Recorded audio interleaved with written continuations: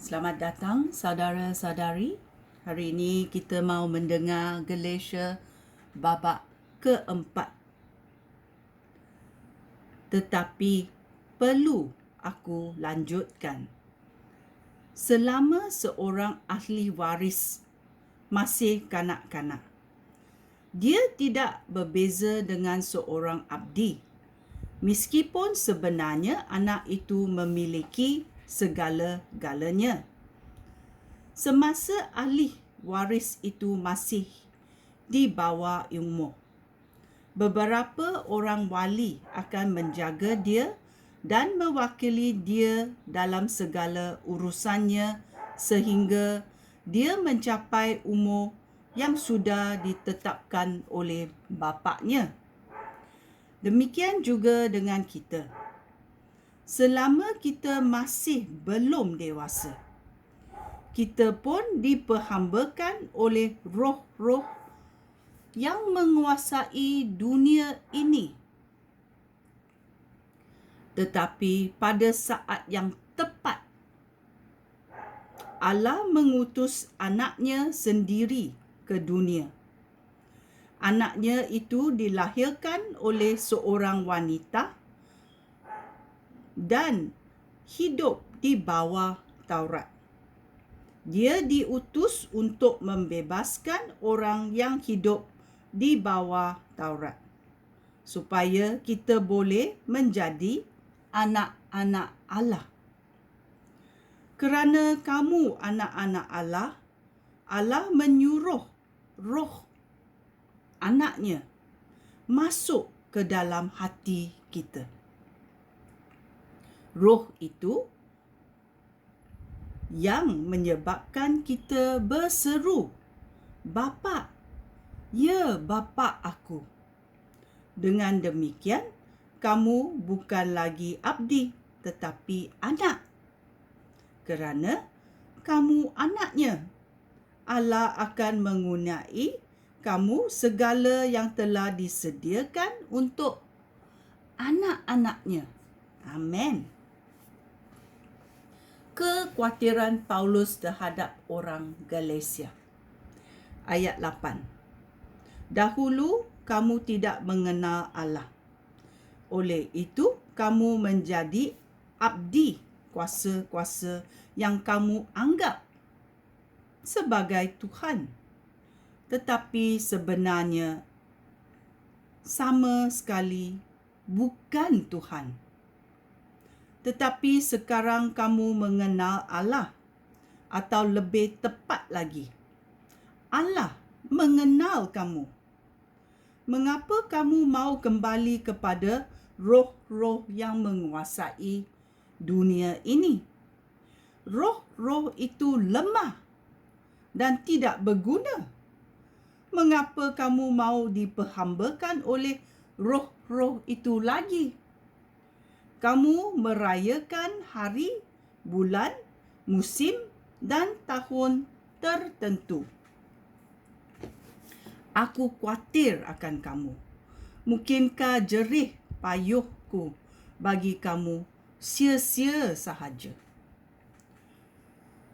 Ayat 12. Saudara-saudara aku memohon supaya kamu menjadi seperti aku, kerana aku pun sudah menjadi seperti kamu. Kamu tidak pernah bersalah terhadap aku. Masih ingatkah kamu apa sebabnya aku mengkabarkan berita baik kepada kamu pada kali pertama? Sebabnya adalah kerana aku jatuh sakit. Tetapi pada masa itu, kamu tidak menghina ataupun menolak aku. Meskipun penyakit aku merupakan ujian berat bagi kamu. Sebaliknya, kamu menyambut aku seperti kamu menyambut malaikat Allah.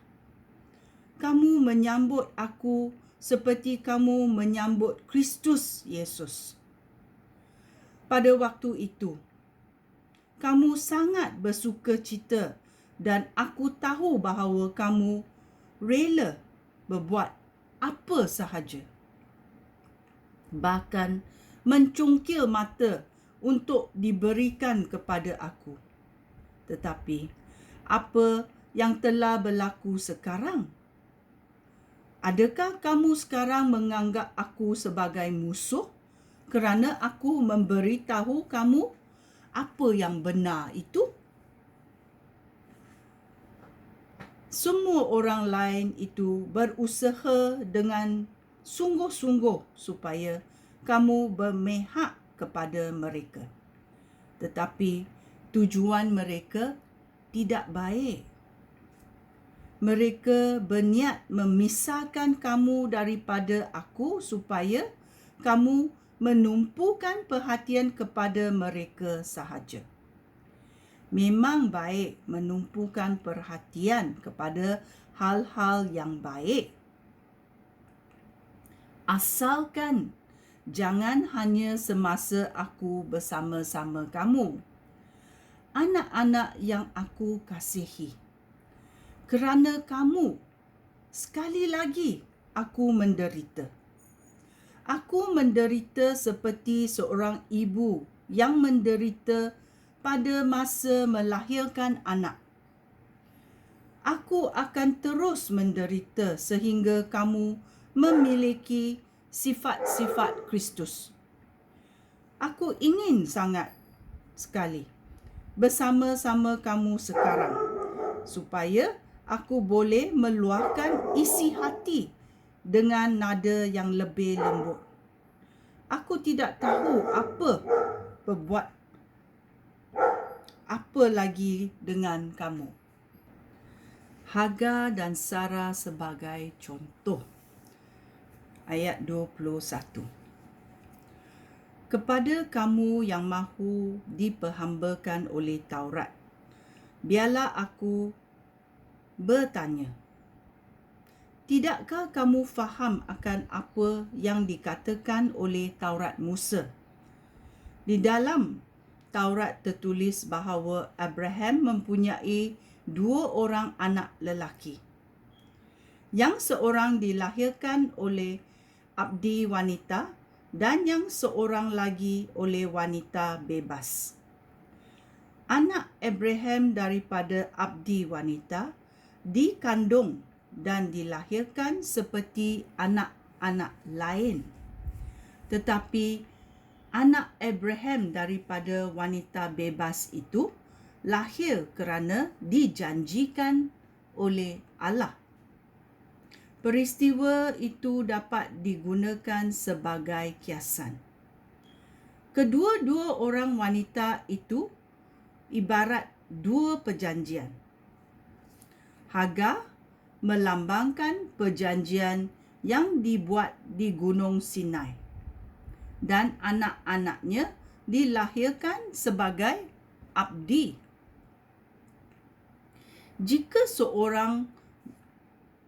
Jika orang bercakap tentang Hagar, mereka bercakap tentang Gunung Sinai. Di negeri Arab, Hagar juga melambangkan kota Yerusalem dengan semua penduduknya yang sekarang ini sudah menjadi abdi. Tetapi Yerusalem yang di syurga itu bebas. Yerusalem itu seperti ibu kita. Di dalam Alkitab tertulis, "Berbahagialah kamu, hai wanita mandul. Bersorak-sorailah dan bersukacitalah, hai kamu yang tidak pernah merasai sakit bersalin." Wanita yang ditinggalkan suaminya akan mendapat lebih banyak anak daripada wanita yang hidup dengan suaminya. Saudara-saudara aku, kamu anak-anak Allah yang dilahirkan kerana janjinya, sama seperti Ishak.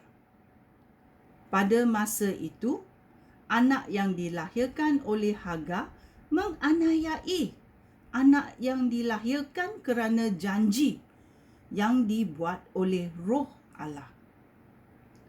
Dengan demikian juga sekarang. Tetapi, apakah yang tertulis di dalam Alkitab? Di situ tertulis, usirlah abdi wanita itu dengan anak lelakinya, kerana anak daripada abdi wanita itu tidak akan mewarisi harta bapaknya bersama-sama anak lelaki daripada wanita bebas itu.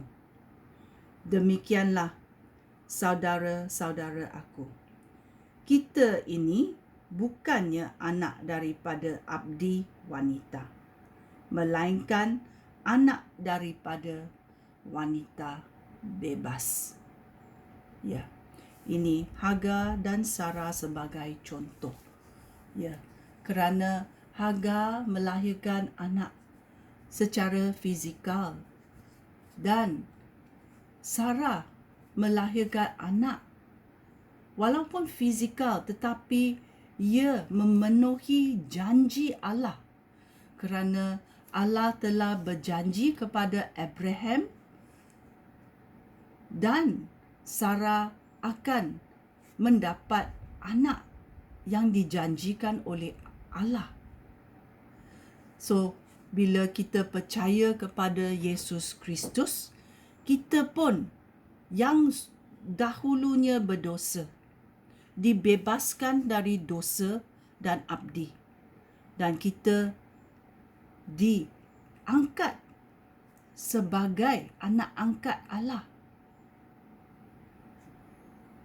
Alangkah bersukacitanya harapan kita bila kita dapat memanggil bapa kita di syurga, Bapa.